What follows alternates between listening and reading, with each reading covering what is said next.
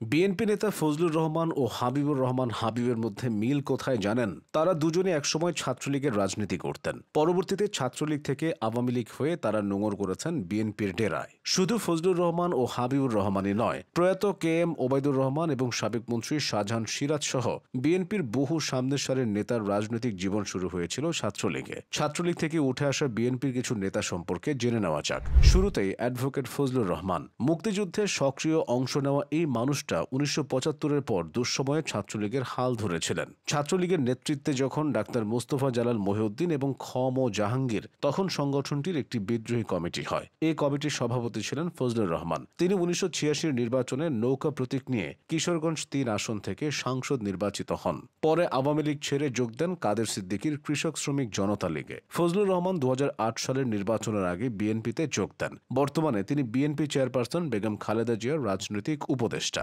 আসা যাক হাবিবুর রহমান হাবিব প্রসঙ্গে। বিএনপির প্রবীণ এই নেতাও একটা সময় ছাত্রলীগের রাজনীতিতে জড়িত ছিলেন। 1986 সালে সুলতান মনসুর যখন ছাত্রলীগের সভাপতি আর আব্দুর রহমান সেক্রেটারি, তখন হাবিবুর রহমান ছিলেন সহসভাপতি। পরে তাকে ছাত্রলীগের কেন্দ্রীয় সভাপতি করা হয়। হাবিবুর রহমানের নেতৃত্বে 90-এ এরশাদ বিরোধী আন্দোলন গড়ে উঠেছিল। তার নেতৃত্ব, সাহস ও দক্ষতার কারণে অনেকে তখন মনে করেছিলেন হাবিব পরবর্তী সময়ে আওয়ামী লীগের রাজনীতিতেও গুরুত্বপূর্ণ হয়ে উঠবেন। কিন্তু ঘটেছে তার উল্টোটা।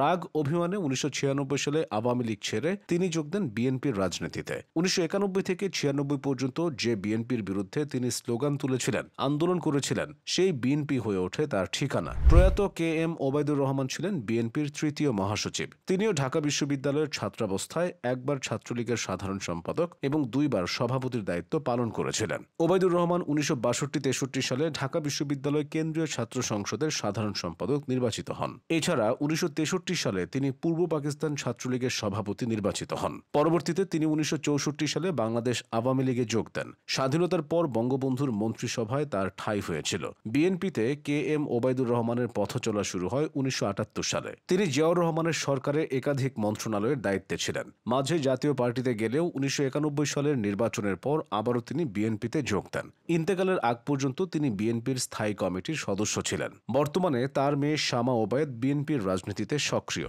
মুক্তিযুদ্ধের সময় সক্রিয় ছাত্রনেতাদের মধ্যে অন্যতম ছিলেন শাহজাহান সিরাজ। 1970-72 মেয়াদে তিনি অবিভক্ত ছাত্রলীগের সাধারণ সম্পাদকের দায়িত্ব পালন করেছিলেন। মুক্তিযুদ্ধের পর জাতীয় সমাজতান্ত্রিক দল জাসদের প্রতিষ্ঠাতা সাধারণ সম্পাদক হন সিরাজ। পরবর্তীতে জাসদের মনোনয়নে টাঙ্গাইল 4 আসন থেকে 3 বার সাংসদ হন প্রয়াত এই রাজনীতিক।